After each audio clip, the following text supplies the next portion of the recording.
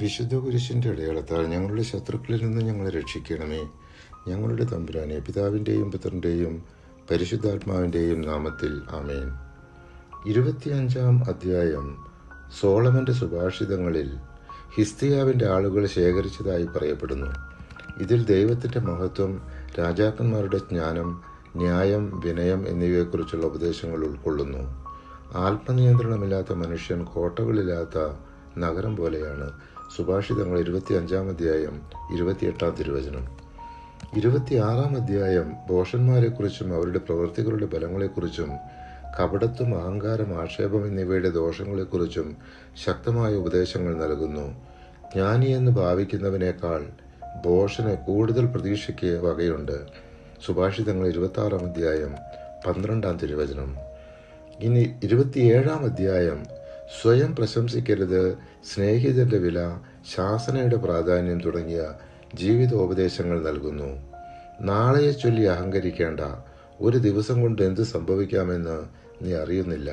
സുഭാഷിതങ്ങൾ 27-ാം അധ്യായം 1-ാം തിരുവചനം.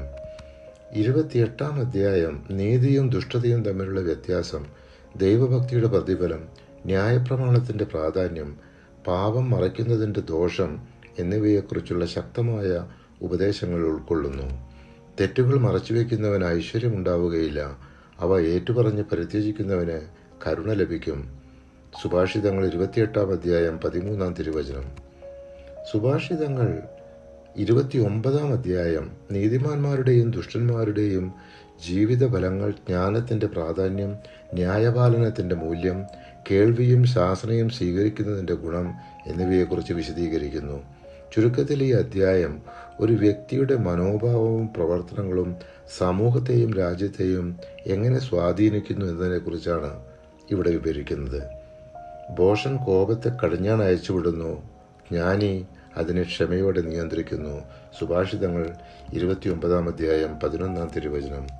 പരിശുദ്ധാത്മാവേ, തിരുവചനത്തിന്റെ അനന്തശക്തിയാൽ ആത്മാവിന്റെ ബലങ്ങളും ദാനങ്ങളും നൽകി തീഷ്ണതയാൽ ഞങ്ങളെ ജ്വലിപ്പിക്കണമേ. ആമേൻ.